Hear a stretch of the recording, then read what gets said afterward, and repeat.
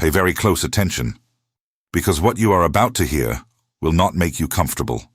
It will not soothe you. It will not tell you what you want to hear, but it will do something far more valuable. It will show you the faces of the people who are quietly destroying you. People you smile at, people you trust, people you might even love. And by the end of this, you will see them with new eyes, eyes that cannot be fooled again. Let me ask you something brutal. How many times have you walked away from a conversation feeling smaller? How many times have you given your energy, your time, your loyalty to someone who handed you nothing in return but confusion, guilt, or silence? How many times have you laid in bed at night replaying someone's words, wondering what you did wrong, when the truth is you did nothing wrong at all? Here is the truth most people will never accept. You are not struggling because life is unfair. You are struggling because there are specific people in your orbit who are designed, whether by nature or by habit, to pull you down. Not with fists, not with obvious cruelty, but with patterns, with invisible threads, with behaviors so subtle you never even notice you're bleeding until you have nothing left. Machiavelli understood this 500 years ago. In a world of courts and conspiracies, of alliances and betrayals, he saw what most refuse to see, that the greatest threat to your power is not your enemy standing in front of you. It is the person standing beside you who smiles while steering you toward the cliff. He wrote that men are so simple and so subject to present necessities that the one who deceives will always find those willing to be deceived. And that is the foundation of everything you are about to learn, because deception does not always wear a mask. Sometimes it wears the face of friendship. Sometimes it wears the face of love. Sometimes, and this is the cruelest version, it wears the face of concern. You were never taught this. No one sat you down and said, "There are categories of people who will drain your life force, dismantle your ambition, and replace your clarity with chaos." No teacher covered this. No parent warned you, because most parents are themselves trapped in these very dynamics. Society rewards politeness. Society punishes boundaries. Society tells you to be kind, be patient, be understanding. And while you are busy being all of those things, certain people are eating you alive. This is not a lesson in cruelty. Let that be clear. This is a lesson in vision, in strategy, in the kind of cold, surgical awareness that Machiavelli believed separated those who ruled their own lives from those who were ruled by others. He did not hate people. He studied them.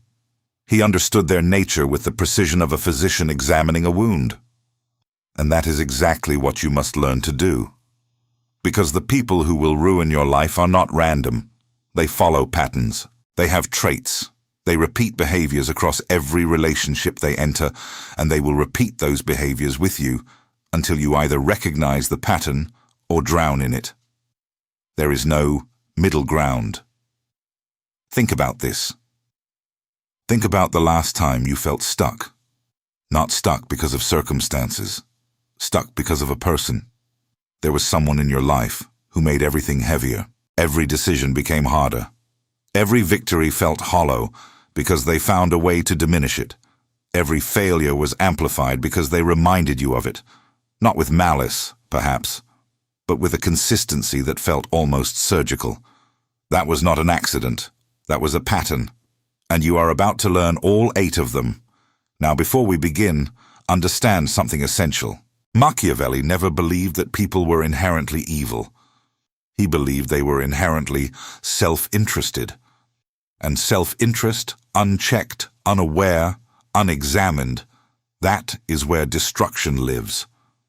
The people who ruin your life do not always know they are doing it. Some of them genuinely believe they are helping you. Some of them genuinely believe they love you.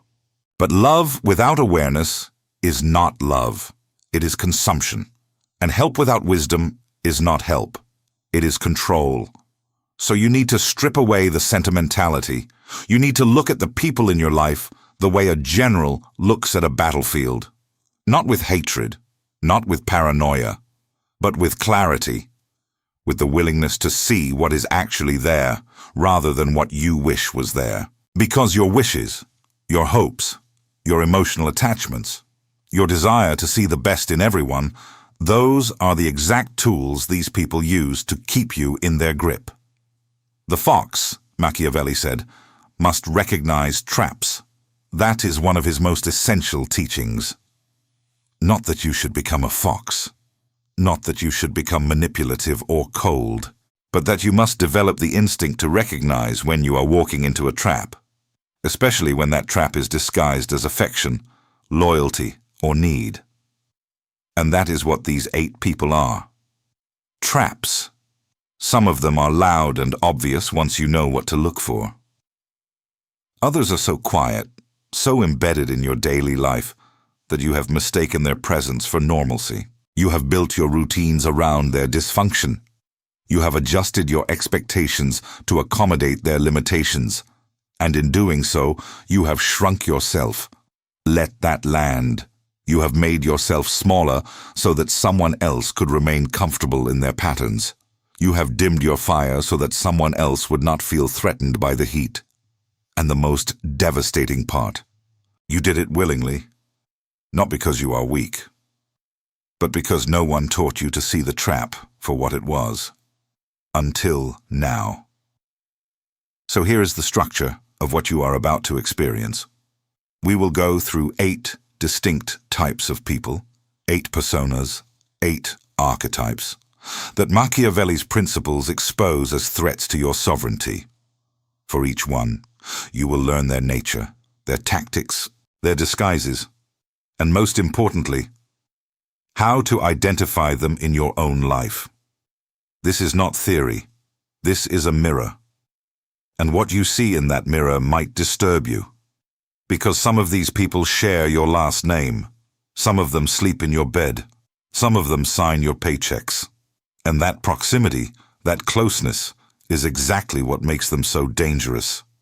Distance is easy to manage. It is intimacy that becomes the battlefield. Machiavelli knew that the princes who fell were not conquered by foreign armies alone. They were undone by those within their own courts, by advisors who whispered flattery instead of truth, by allies who smiled while plotting, by lovers who offered comfort while extracting power. The danger was always closer than anyone wanted to admit, and so it is with you. The person who is most capable of ruining your life is not some stranger on the street. It is someone you have already let inside your walls. Someone who has a key to your emotional fortress. Someone you have trusted with knowledge of your fears, your hopes, your vulnerabilities. That is the person who can destroy you. Not because they are powerful, but because you have given them power over the parts of you that matter most. So as we move forward, I want you to do something difficult. I want you to resist the urge to defend. When you recognize someone in these descriptions, your first instinct will be to make excuses for them. Your first thought will be, but they do not mean it, or, but they have been through a lot, or, but they love me in their own way. Stop. That is the trap speaking. That is the voice of your conditioning, the voice that tells you that loyalty means tolerance without limits, that love means acceptance without boundaries, that kindness means enduring pain without complaint.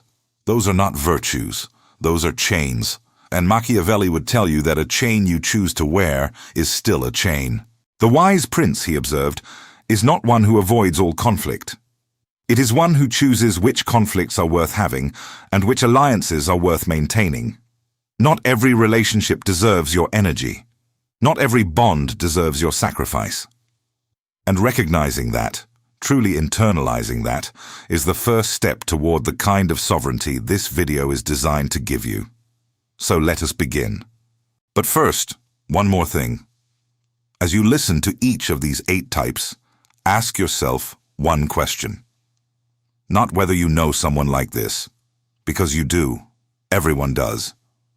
The real question is, how long have you known, and why have you stayed? That question, That honest, uncomfortable, bone-deep question is where your transformation begins. Because awareness without action is just entertainment. And you did not come here to be entertained. You came here to be armed. You came here because something inside you already knows the truth. Something inside you has been whispering for months, maybe years, that something is wrong, that someone in your life is costing you more than they are giving, that the weight you carry is not entirely yours. Listen to that whisper. It is not paranoia. It is not negativity. It is your instinct. The same instinct Machiavelli trusted above all philosophies and all doctrines. Your instinct has been trying to protect you.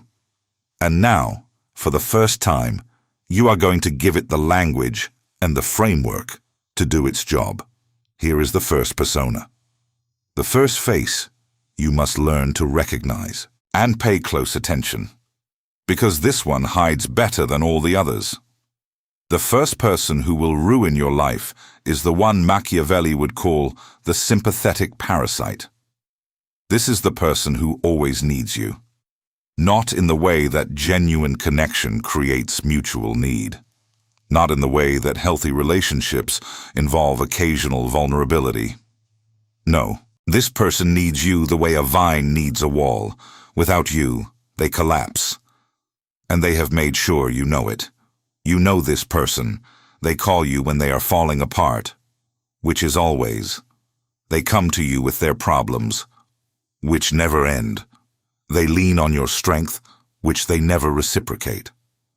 And the moment you try to step back, the moment you try to reclaim your time, your peace, your energy, they make you feel like the cruelest person alive. That is their weapon. Guilt, not anger, not threats. Guilt. The quiet, insidious kind that makes you question your own decency. Because how can you abandon someone who needs you?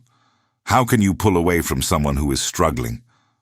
What kind of person does that make you? The answer, according to Machiavelli, is a wise one. Because the sympathetic parasite does not actually want your help. They want your presence. They want your energy. They want the comfort of knowing that no matter how chaotic their life becomes, you will always be there to absorb the shock. You are not their friend. You are their emotional infrastructure, and they will use you until there is nothing left, not out of malice, but out of a bottomless need that no amount of your sacrifice will ever fill. Machiavelli observed that there are men who, by their nature, can never be satisfied. No territory is enough. No victory is final. No ally is sufficiently devoted. The sympathetic parasite operates by the same principle. Your support will never be enough. Your patience will never be enough. Your love will never be enough. Because their need is not a hole that can be filled.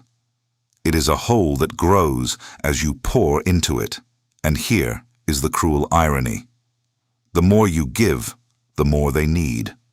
The more available you make yourself, the more unavailable they become to their own growth. Your presence, your kindness, your reliability actually prevents them from developing the internal resources they need to stand on their own. You are not helping them. You are enabling them. And in the process, you are destroying yourself. How do you recognize this person? Look at the balance. Not the emotional balance, though that is skewed too. Look at the directional balance. Every conversation flows one way. Every crisis is theirs. Every phone call is about their pain, their confusion, their needs. And when you dare to mention yours, when you dare to have a bad day, a struggle, a moment of weakness, watch what happens. They will listen for approximately 30 seconds before redirecting back to themselves. Or worse, they will compete with your pain. Your bad day becomes their worst day. Your problem becomes their bigger problem. Your need becomes invisible. That is the signature of the sympathetic parasite. Not cruelty. Erasure. They do not attack your needs.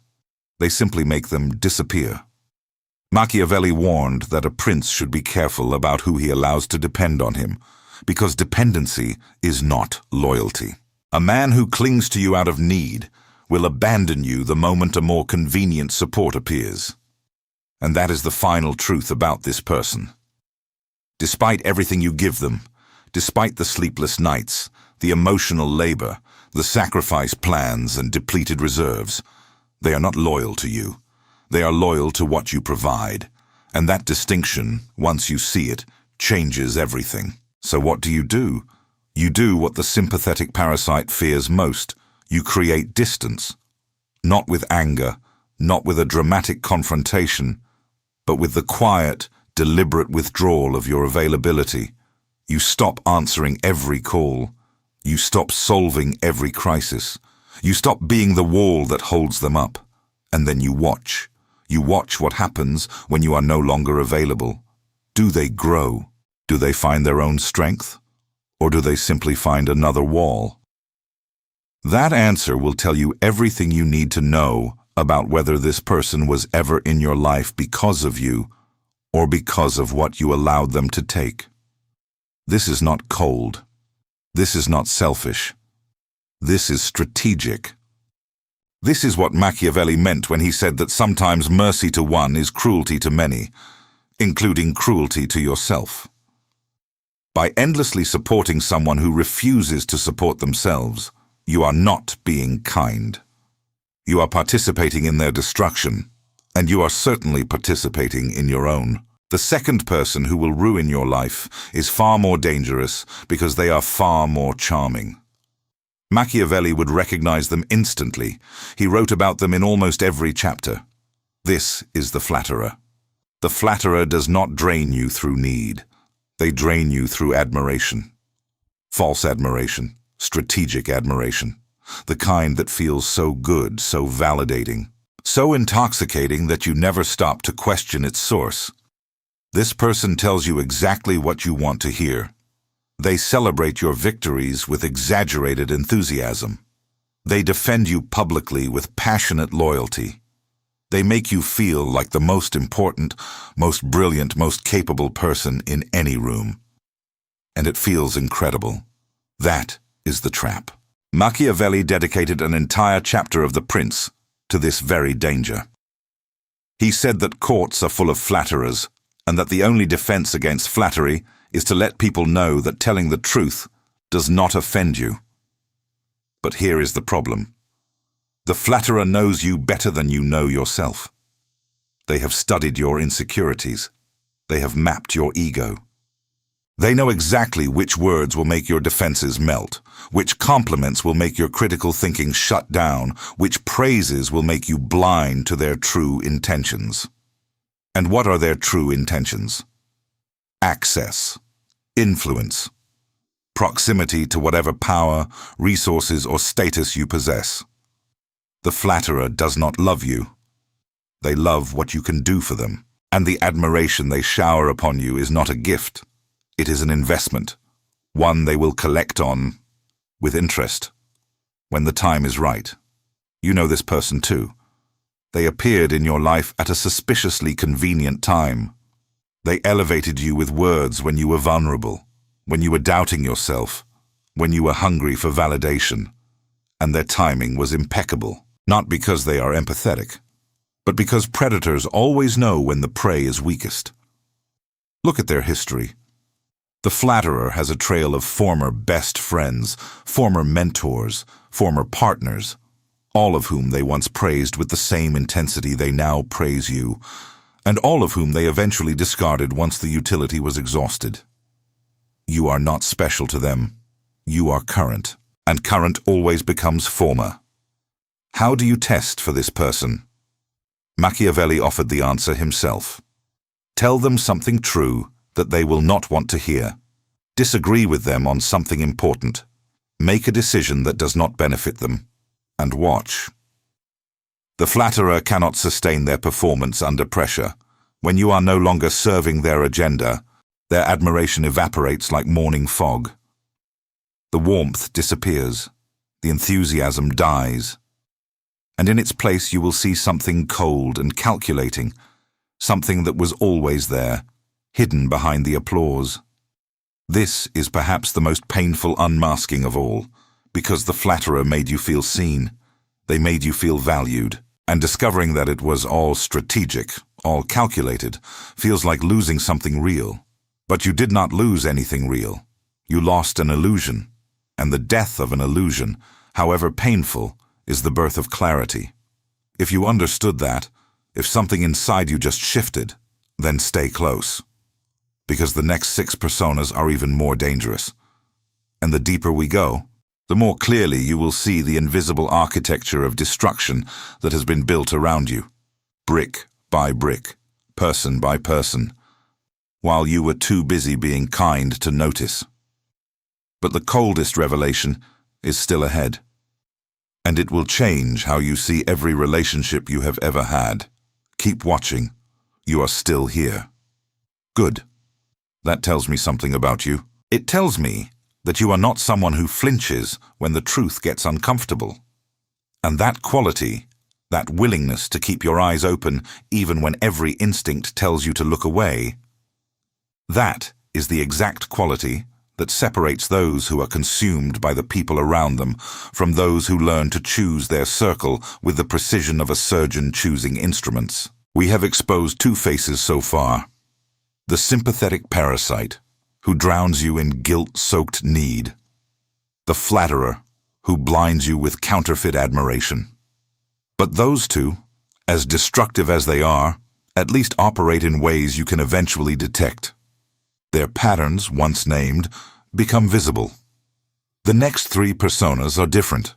They operate deeper. They have embedded themselves so thoroughly into the fabric of your identity that removing them feels less like cutting a thread and more like removing a bone. This is where it gets personal. This is where Machiavelli's teachings stop being historical curiosity and become surgical tools. And you will need those tools, because the 3rd person who will ruin your life is someone you have probably defended 1,000 times. The 3rd persona is the subtle diminisher. This person does not attack you. They never raise their voice. They never insult you directly. They are far too sophisticated for that. What they do instead is something infinitely more corrosive. They diminish you in ways so small, so incremental, so wrapped in concern or humor that you never register the damage until you wake up one morning and realize you no longer trust your own judgment. The subtle diminisher is the person who, when you share an exciting idea, pauses just a second too long before responding.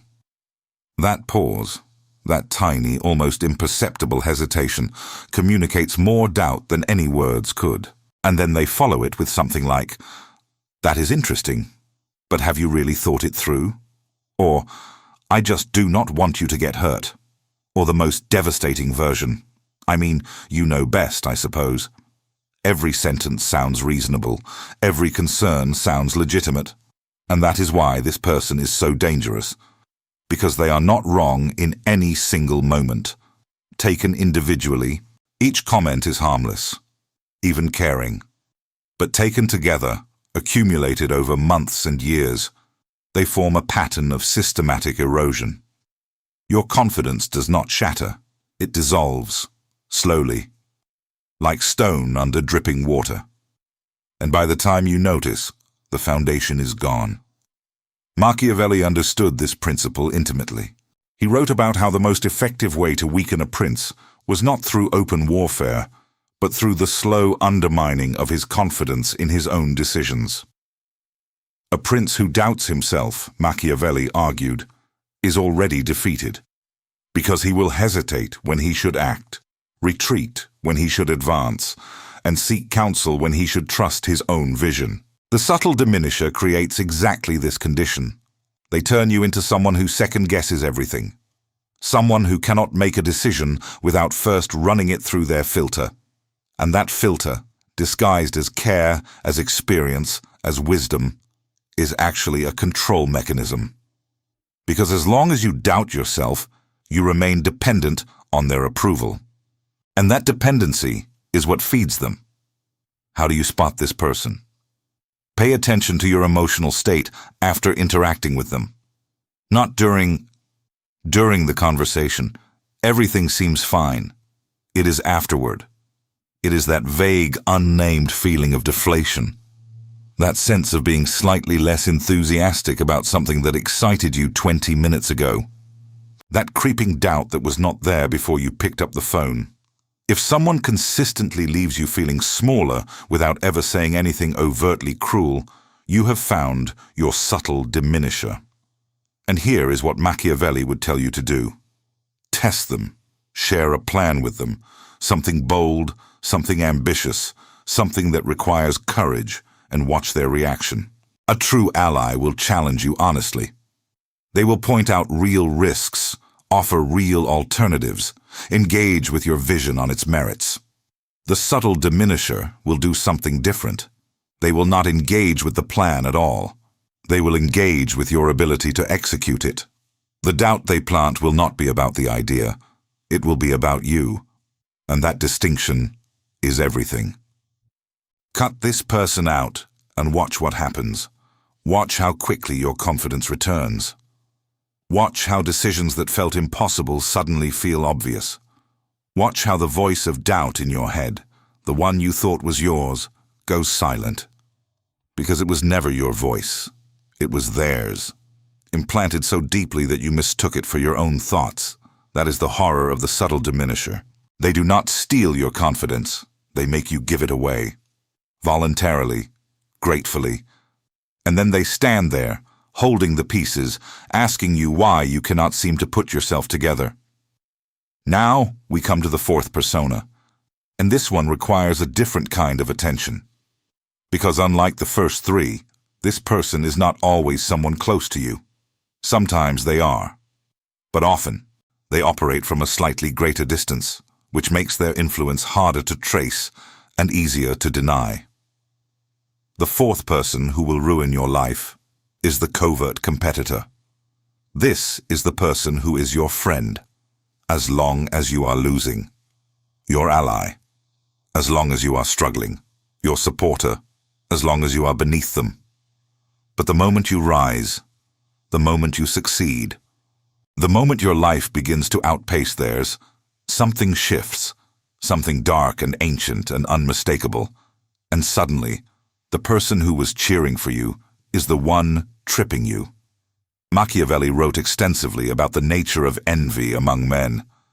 He observed that people will forgive you for almost anything, poverty, failure, even betrayal, but they will never forgive you for surpassing them. Envy, he noted, is the one sin that brings no pleasure to the sinner. It is pure corrosion, pure resentment, and the covert competitor is consumed by it. But they are smart enough to hide it. The covert competitor does not celebrate your victories. They contextualize them. You got the promotion? Well, that department was struggling anyway. Anyone could have gotten it. You started a business. They remind you of someone who did the same thing and failed. You lost weight, found love, traveled the world. They change the subject. They minimize. They redirect. Not with hostility, with subtlety. With the kind of casual dismissal that makes you feel guilty for even being excited. And here is the most insidious part. The covert competitor often does not know they are competing. Their envy operates beneath their conscious awareness. They genuinely believe they are being realistic, being helpful, being the friend who keeps you grounded. But grounded is not what they want you to be. Buried is what they want you to be. Buried just far enough beneath the surface that your light does not expose their darkness. You can identify this person through a simple test. Share good news with everyone in your circle and observe the reactions. Most people, genuinely good people, will respond with warmth. They might ask questions. They might express pride. The covert competitor will respond with one of three patterns. Either they will immediately share their own achievement to redirect attention, or they will ask a question designed to introduce doubt. Are you sure you can handle it? Or they will offer a muted, colorless acknowledgement that drains all the energy from the room. Congratulations, they will say, with the enthusiasm of someone reading a grocery list. Machiavelli would advise you to watch what people do, not what they say. And with the covert competitor, the gap between words and actions is a canyon. They say they want you to succeed, but they never actually help you get there. They say they are happy for you, but their eyes go flat when you shine. They say they support you, but they are mysteriously unavailable when you need them most. The strategy here is not confrontation. Confrontation gives the covert competitor exactly what they need, a reason to paint themselves as the victim and you as the aggressor. No, the strategy is distance. Selective, strategic distance. You do not need to cut them from your life entirely. You simply need to stop sharing your victories, your plans, your ambitions with them. Starve them of the information they use as fuel for their resentment. And then give that information to people who actually deserve it. People who respond to your success with genuine joy, not disguised hostility. Remember what Machiavelli said. A wise man should always follow the paths beaten by great men and imitate those who have been supreme. Surround yourself with people who are walking toward something greater, not people who need you to stay small so they can feel tall. Now we arrive at the fifth persona. And this one is perhaps the most confusing of all, because this person does not look like a threat. They look like a refuge. They look like safety. And that is precisely what makes them so lethal. The fifth person who will ruin your life is the comfort trap. This is the person who loves you exactly as you are. And before you think that sounds beautiful, listen carefully to what I am really saying. This is the person who loves the version of you that does not grow, the version that does not change, the version that stays safe, predictable, manageable, and contained. The comfort trap is terrified of your evolution. Not because they are evil, not because they want you to suffer, but because your growth threatens the equilibrium of the relationship. When you were both stagnant, things were balanced. There was an unspoken agreement. We stay here together in this comfortable mediocrity, and neither of us has to face the terrifying uncertainty of becoming something more. But the moment you start to grow, the moment you pick up a book, start a discipline, pursue a dream, change a habit, the comfort trap feels the ground shift beneath them. And their response is not to grow with you. Their response is to pull you back. They do this with love. That is the weapon. They say things like, "You are working too hard. You have changed. I miss the old you. Why can you not just be happy with what we have?" And every one of those sentences is designed, consciously or not, to make growth feel like betrayal, to make ambition feel like abandonment, to make self-improvement feel like selfishness. Machiavelli would have recognized this dynamic instantly. He wrote that the greatest obstacle to change is not the resistance of enemies, but the inertia of allies. The people who are most invested in your current form are the ones who will fight hardest against your transformation. Not because they hate your future self, but because your future self makes them uncomfortable. Your future self is a mirror that reflects everything they have chosen not to become. This is the trap. Because the comfort trap is not cruel, they are scared. And scared people, Machiavelli knew, are the most dangerous of all. Because fear makes people desperate, and desperate people will do anything to maintain the world as they know it, including sabotaging the person they claim to love. How do you identify the comfort trap? Watch what happens when you try to improve. Not in small ways. Anyone can tolerate small changes. Watch what happens when you make a significant shift. When you announce you are going back to school. When you start waking up at 5 in the morning. When you commit to a discipline that demands real sacrifice. The comfort trap will initially support you for about 2 weeks. And then the resistance begins. The passive-aggressive comments, the scheduling conflicts, the emotional withdrawals, the subtle punishments designed to make you associate growth with pain and comfort with safety. Machiavelli said that it must be considered that there is nothing more difficult to carry out, nor more doubtful of success, nor more dangerous to handle than to initiate a new order of things. He was speaking of political reform. but the principle applies perfectly to personal transformation. When you change, you disrupt the order of every relationship you are in, and those who cannot adapt to the new order will try to restore the old one, even at the cost of your potential. The strategy is not to resent the comfort trap. It is to outgrow them. You do not need their permission to evolve. You do not need their approval to transform. You need only the clarity to recognize that their resistance is not about you. It is about them. Their fear is not your responsibility. Their stagnation is not your obligation. And here is the paradox. If the comfort trap truly loves you, your growth will eventually inspire theirs. If they do not, if your evolution permanently drives them away, then what you lost was not love. It was a cage that looked like an embrace. 5 personas down, 5 masks removed. And if you are still here, if you have not shut this off because the recognition was too sharp, too close, too personal, then you are ready for what comes next. Because the final 3 personas operate at the deepest level. They do not just drain your energy or diminish your confidence. They attack the very foundation of your identity. They target who you believe yourself to be. And once you see them clearly, once you understand their architecture, you will never be the same person again. That is not a threat. That is a promise.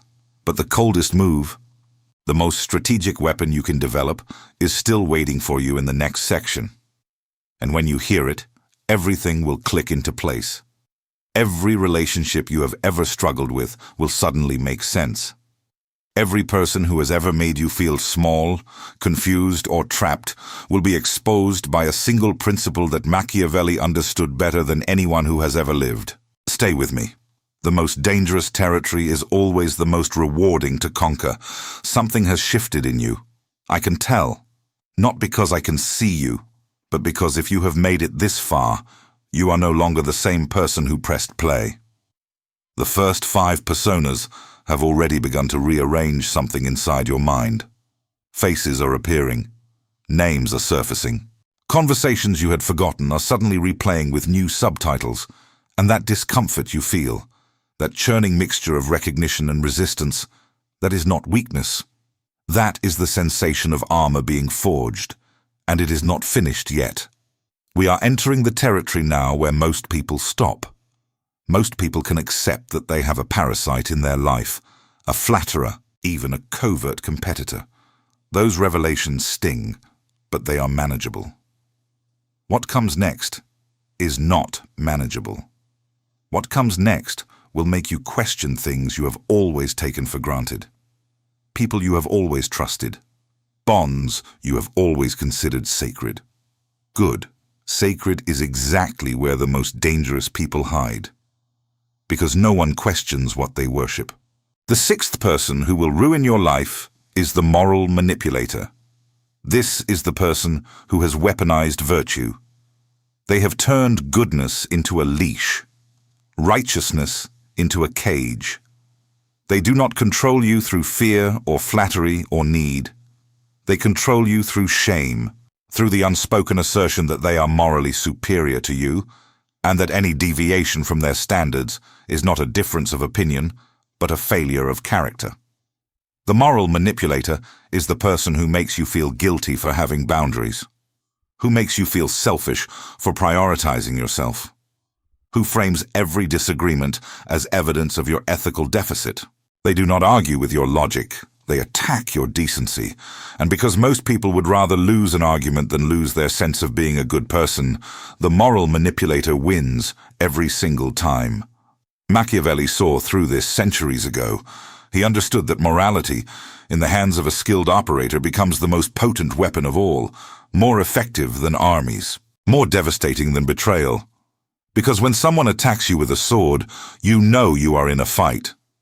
When someone attacks you with virtue, you do not even realize you are losing. You think you are learning. You think you are growing. You think you are becoming a better person, but what you are actually becoming is obedient.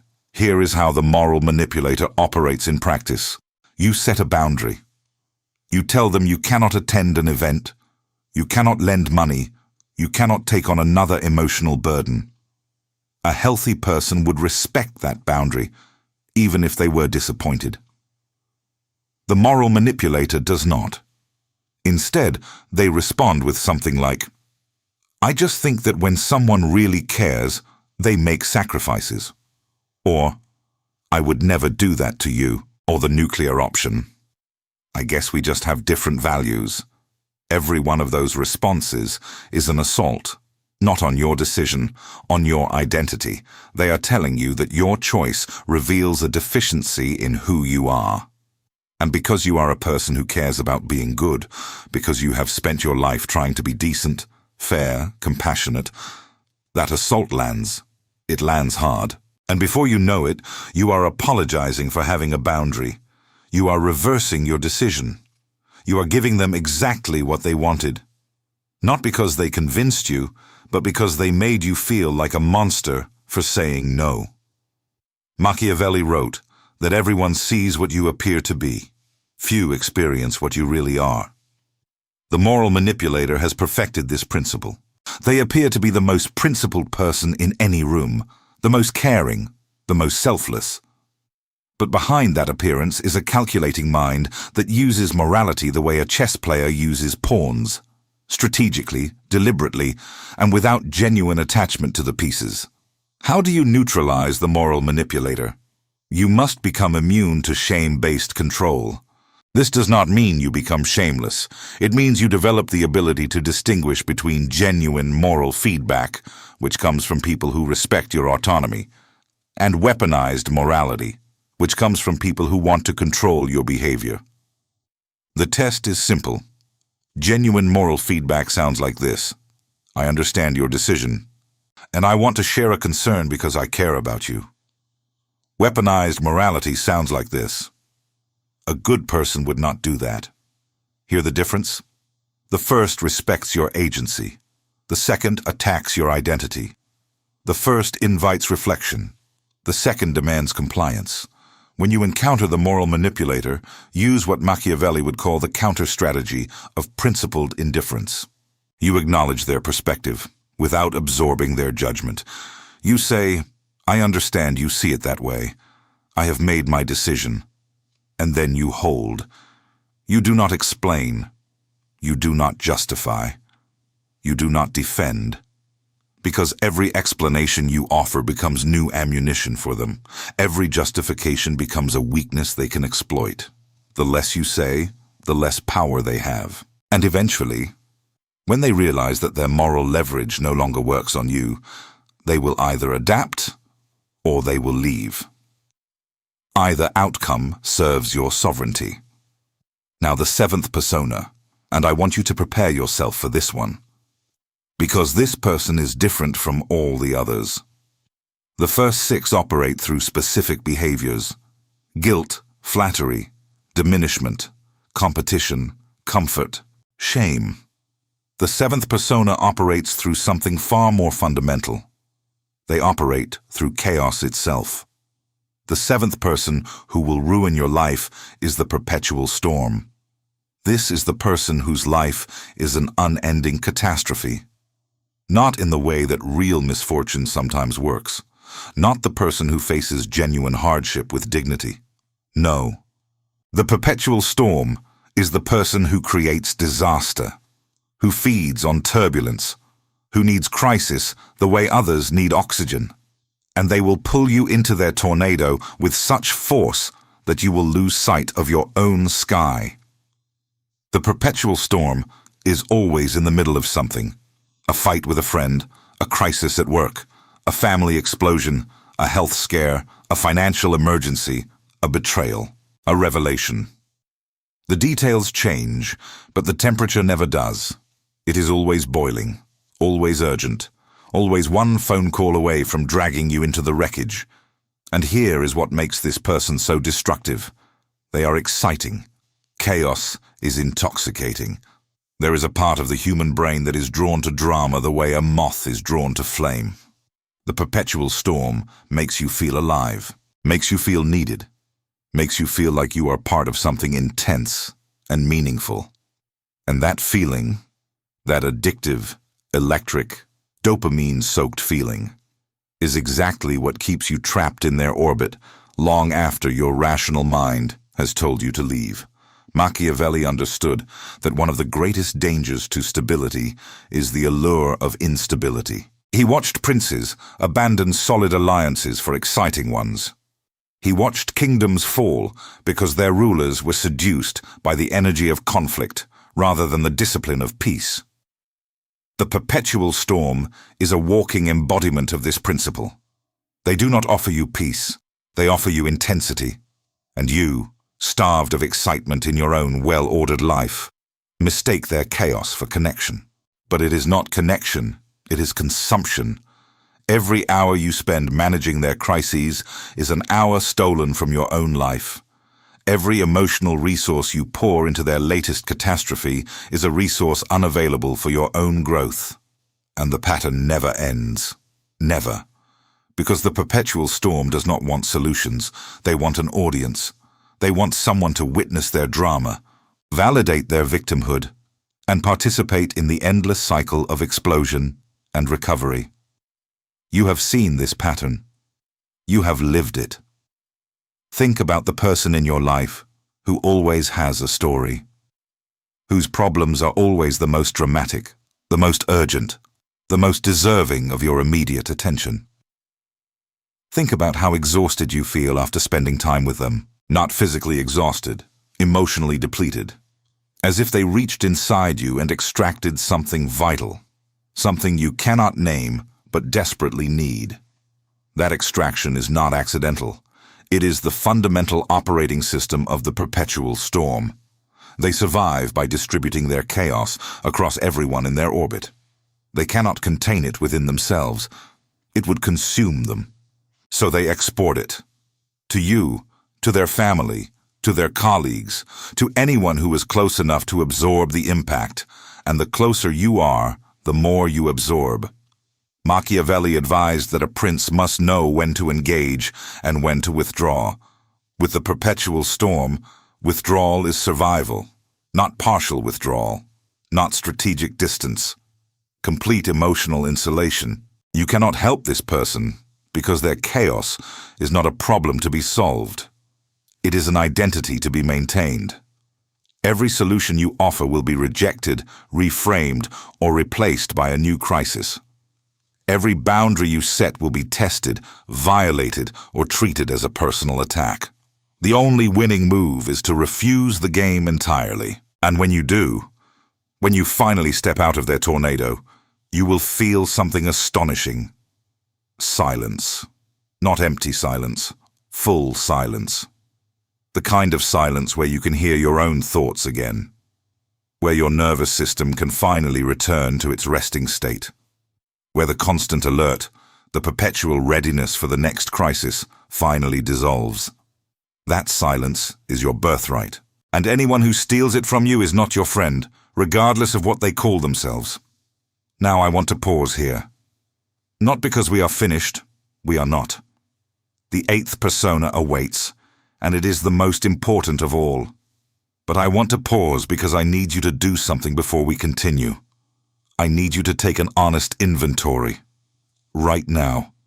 In this moment. Think about the 7 personas we have covered. The sympathetic parasite, the flatterer, the subtle diminisher, the covert competitor, the comfort trap, the moral manipulator, the perpetual storm. How many of these people are currently in your life? Do not rush the answer. Do not soften it. Do not tell yourself that your situation is different, that your person is the exception, that they do not really fit the pattern.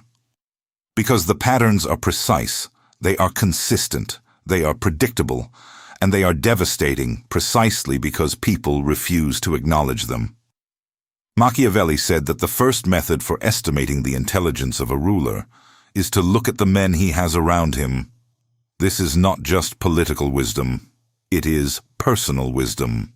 The quality of your life, the quality of your confidence, your peace, your ambition, your happiness, is directly determined by the quality of the people you allow into your inner circle.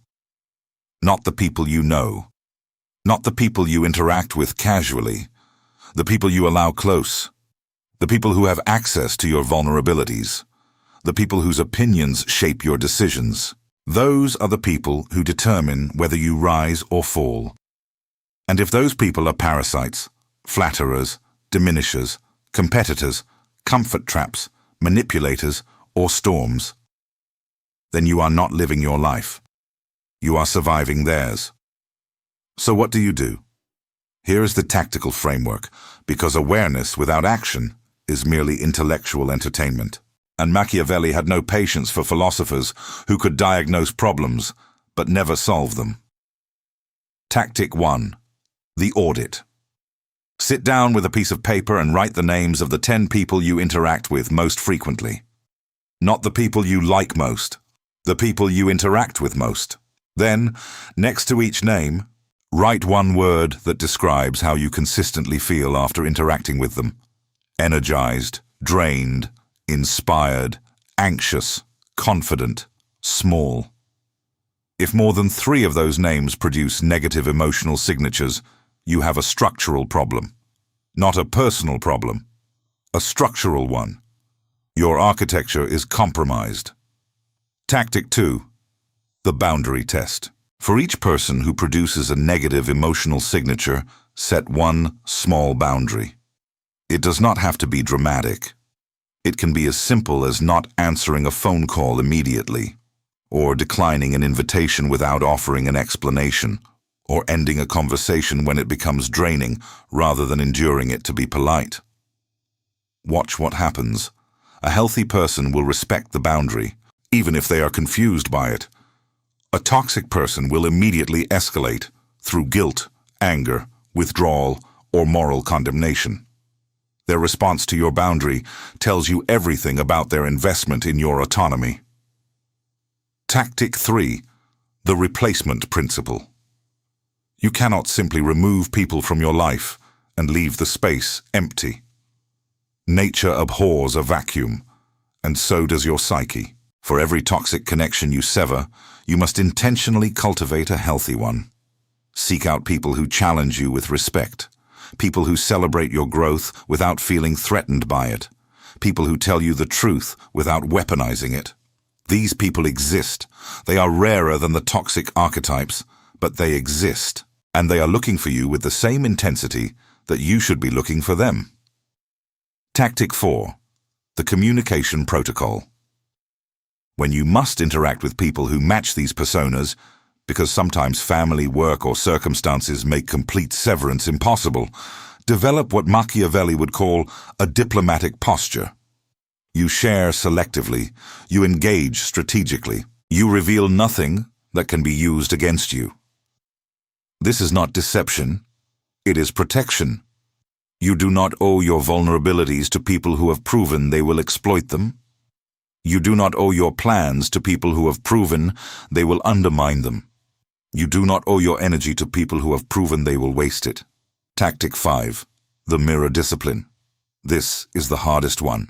Because after examining all 7 personas, you must ask yourself the most uncomfortable question of all. Am I any of these people to someone else? Not as a permanent identity, but as a pattern. Have you ever been the subtle diminisher?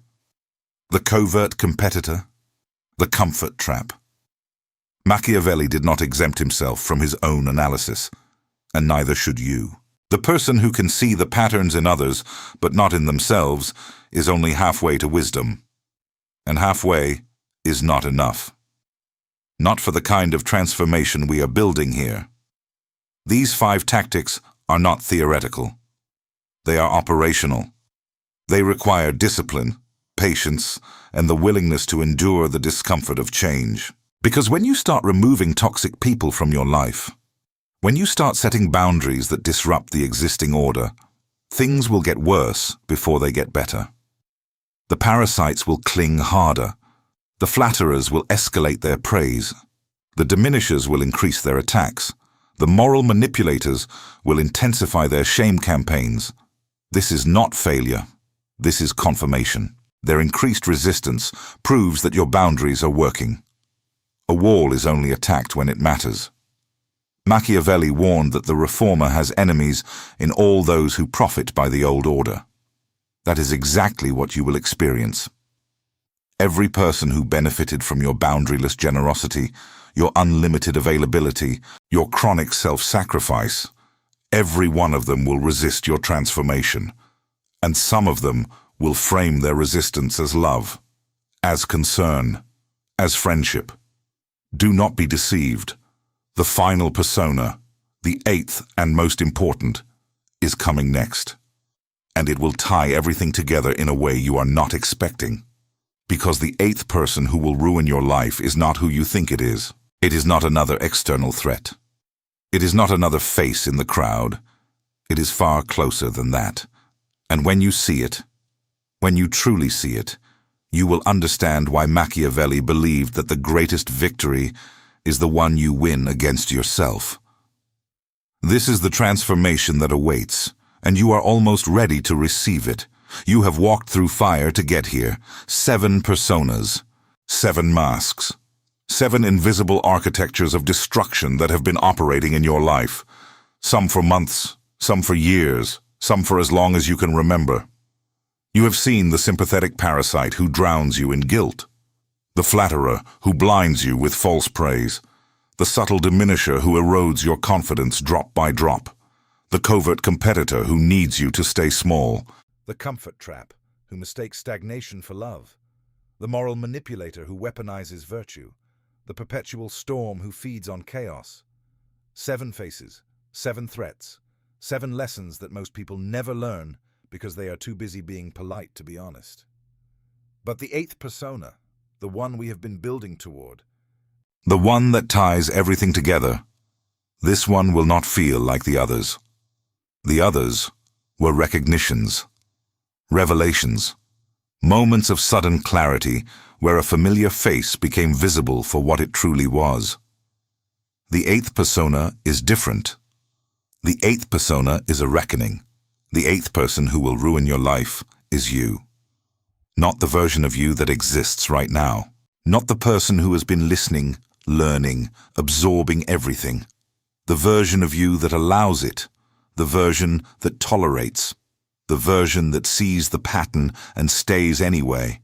The version that knows, has always known, that something was wrong, but chose comfort over confrontation, familiarity over freedom, the devil you know over the unknown territory of a life without chains. That version of you is the most dangerous person in your life. And until you confront that version, until you drag it into the light and dismantle it piece by piece, no amount of awareness will save you. You can identify every toxic person on earth. You can name every pattern, every tactic, every manipulation with surgical precision. And it will not matter, because as long as you are the person who allows it, they will keep coming. Different faces, same dynamics, different names, same destruction. Machiavelli understood this with a clarity that still echoes across centuries. He wrote that fortune is the arbiter of half the things we do, leaving the other half to be controlled by ourselves. Half.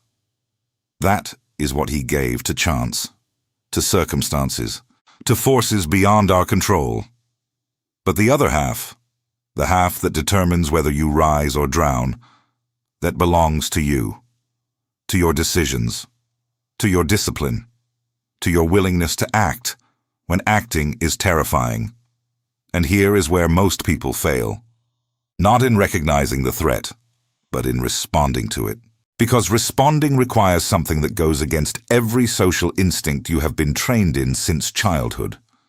It requires you to prioritize yourself, not selfishly, not narcissistically, but strategically, with the understanding that you cannot protect anything, your peace, your purpose, your relationships, your potential, if you have not first protected yourself. The version of you that needs to die is the people pleaser, the over-explainer, the one who apologizes for having needs, the one who says yes when every fiber of their being is screaming no, the one who absorbs other people's emotions like a sponge and then wonders why they feel perpetually waterlogged, the one who equates love with self-sacrifice and confuses loyalty with suffering. That version of you was not born, it was built, constructed by years of conditioning, by a culture that rewards compliance and punishes autonomy, by relationships that trained you to value other people's comfort over your own well-being, by the subtle, persistent message that your worth is measured by what you give, never by what you keep. And now you are going to unbuild it. Machiavelli wrote that he who becomes a prince through the favor of the people should keep them well disposed to him. In other words, the leader who relies on the goodwill of others must maintain that goodwill. But here is the crucial insight he embedded in that observation. The prince who relies entirely on the goodwill of others has no power of his own.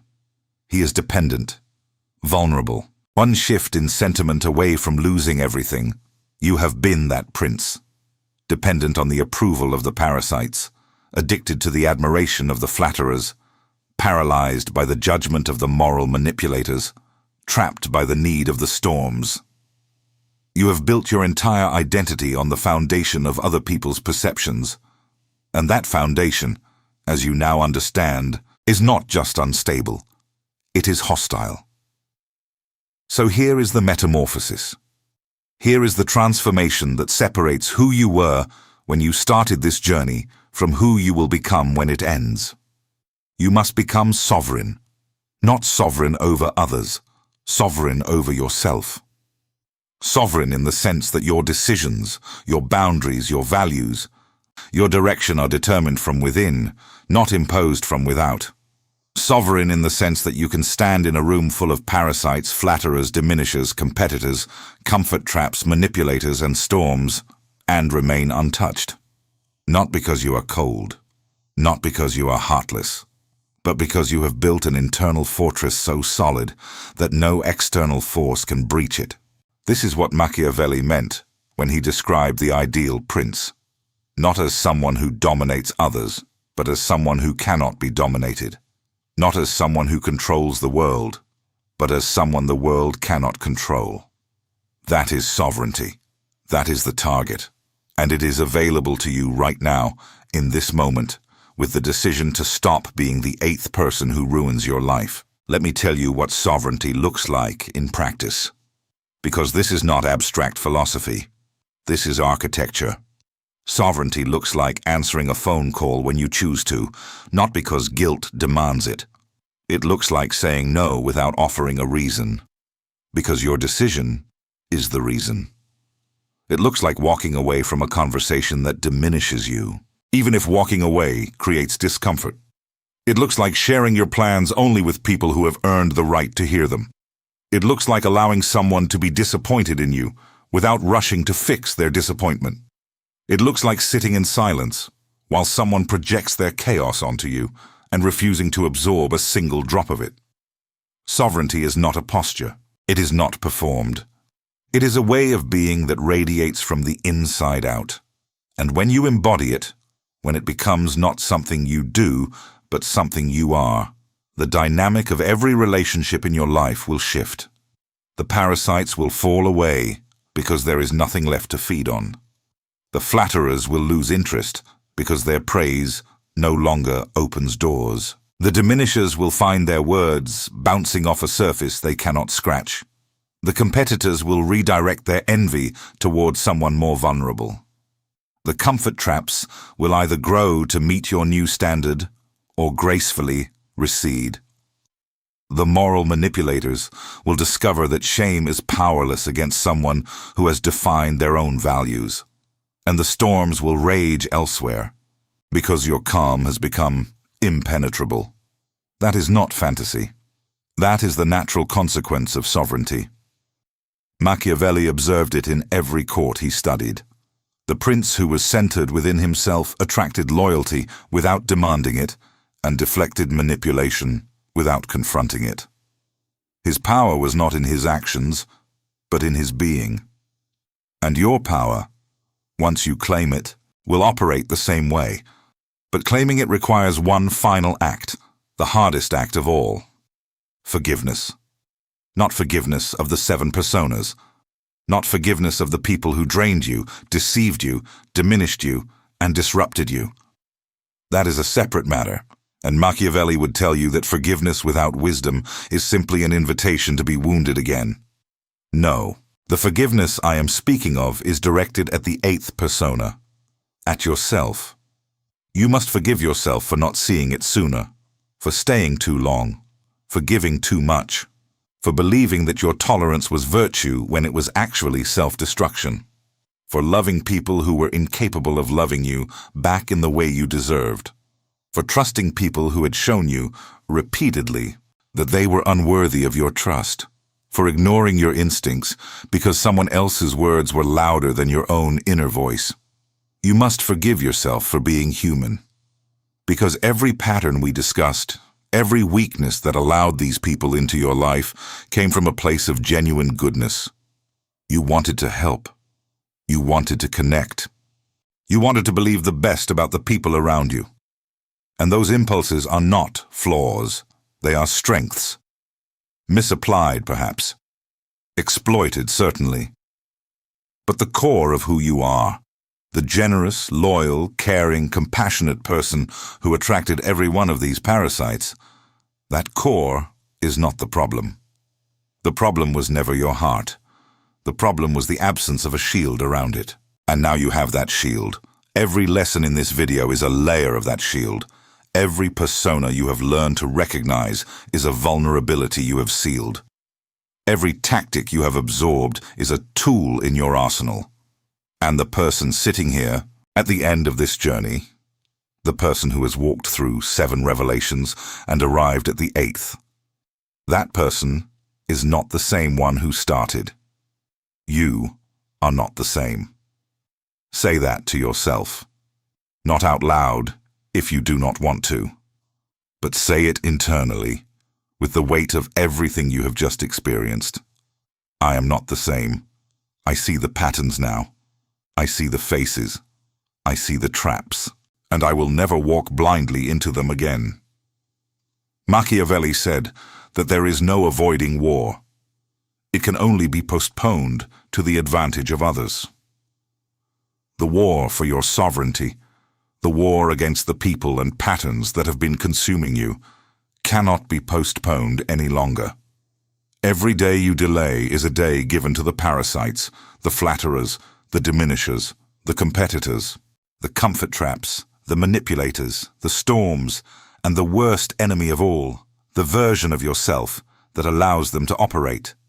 Today, that version dies, not violently, not dramatically, quietly.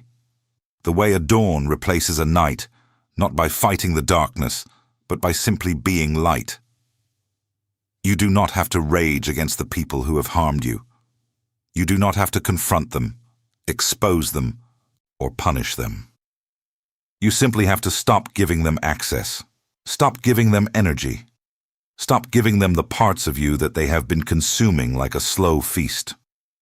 The metamorphosis is this. You walk into a room, and you are no longer scanning for approval. You have a conversation, and you are no longer adjusting your words to manage someone else's emotions. You set a boundary, and you do not monitor the other person's reaction to decide if your boundary was acceptable. You make a decision, and you do not poll the audience to see if they agree. You exist, fully, unapologetically, without permission, as the sovereign of your own life.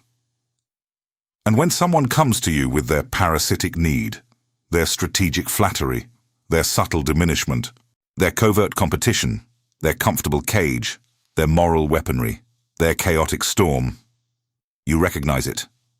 Instantly. Without hesitation. Without doubt. You see the pattern the way Machiavelli saw the patterns of courts and conspiracies, with cold, clear, compassionate precision. And you choose. Not react. Choose. Because sovereignty is the ability to choose your response rather than being controlled by your reaction. That is your new operating system. That is the upgrade this experience has installed. And it is permanent, if you let it be. If you commit to the daily discipline of boundaries, of awareness, of self-forgiveness, of strategic engagement with the world around you. Let me consolidate this. Let me give you the pillars of everything you have learned, distilled into a framework you can carry with you like a weapon. Pillar 1. Awareness. You now know the 8 personas. You know their tactics, their disguises, their patterns. This knowledge is your first line of defense. A threat you can name is a threat you can neutralize. Pillar 2. Boundaries. You understand that boundaries are not walls, they are gates. You decide who enters and who remains outside. And that decision is not cruelty. It is the most fundamental expression of self-respect. Pillar 3. Sovereignty. Your worth, your direction, your identity are determined by you. Not by the parasites who need you, the flatterers who praise you, the diminishers who doubt you, or the manipulators who shame you. You are the author of your own story. And the pen, the only pen that matters, is in your hand. Pillar 4. Forgiveness. Not the forgiveness that enables repetition, but the forgiveness that enables release. You forgive yourself for the past. You learn from it. And you refuse, absolutely, irrevocably refuse, to repeat it. Pillar 5. Action. You move. Today, not tomorrow, not when you are ready, not when it feels comfortable. Today, you audit your circle. You set your boundaries. You begin the difficult, painful, transformative work of building a life that is truly your own. Machiavelli did not write for the timid. He wrote for those who were willing to see the world as it is, not as they wished it to be. He wrote for those who understood that knowledge without action is cowardice, and action without knowledge is recklessness. He wrote for people exactly like you, people who are tired of being consumed by the patterns they cannot see and who are finally ready to open their eyes. Your eyes are open now, eyes. And what you do with that vision, the choices you make in the hours and days following this moment, will determine whether this was just another video you watched or the turning point of your entire existence. Machiavelli believed that fortune favors the bold, not the reckless, not the aggressive, the bold, those who see the truth and act on it, those who feel the fear and move through it, those who understand that the cost of remaining the same always exceeds the cost of change. Be bold. Now here is my final request, and it is not a casual one. If this message reached something inside you, if you recognized the faces, felt the patterns, and understood the architecture of what has been holding you back, then I ask you to do one thing. Comment below the phrase, "I see the 8 faces, and I choose myself." This is not just a comment, it is a declaration, a line drawn in the sand of your own existence, a public statement made to yourself, witnessed by thousands, that you are no longer the person who tolerates destruction in the name of connection, that you are no longer the 8th person who ruins your own life. And when you see that comment section filling up with the same phrase, know this: you are not alone. There are thousands of others who are walking the same path, who are fighting the same battles, who are building the same fortresses. And every one of them, every single one, chose to be here, chose to listen, chose to stay until the end, just like you. And by subscribing to this channel, you are not merely clicking a button, you are joining a fortress. A place where we do not seek the approval of the masses or the comfort of easy answers. A place where we declare, silently but unmistakably, that we are willing to carry the weight of our own sovereignty rather than distribute it among people who would use it against us. This is where the foxes gather. This is where the princes sharpen their vision. This is where you belong. Go now. Go with the cold clarity of someone who has seen behind the masks. Go with the quiet confidence of someone who knows the patterns and will never fall for them again. Go with the fierce self-compassion of someone who has forgiven themselves for the past and armed themselves for the future. And remember this: above all else, The 8 faces will never stop appearing. New parasites will emerge. New flatterers will approach. New storms will form. The world does not stop producing these personas simply because you have learned to see them. But here is the difference, the infinite, unbridgeable, transformative difference between who you were and who you are now. Before, you were prey. Now, you are the fox. And the fox, Machiavelli taught us, always recognizes the trap. Go. And may your silence be your power, your awareness be your armor, and your sovereignty be the legacy you leave in every room you enter and every life you touch. The game has changed, and for the first time, you are the one holding the board.